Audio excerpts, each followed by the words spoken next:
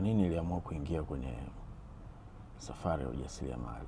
Si kwa sababu labda nilikuwa na mtaji wa fedha, hapana. Kabla ya kuanzisha biashara yangu, nilifanya kazi kwenye biashara za watu wengine kwa miaka kadhaa, na nimekuwa nikijitoa kwa moyo wangu wote. Nilipata nafasi ya kushuhudia biashara moja ikikua hatua kwa hatua. Lakini kadri hiyo biashara ilivyokuwa inakuwa, nami nimeweza kutambua kwamba nilikuwa na ndoto nyingine ndani yangu.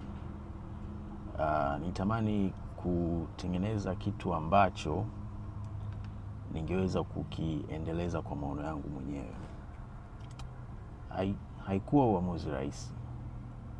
Kuacha kazi ni uhakika. Kuanza upya.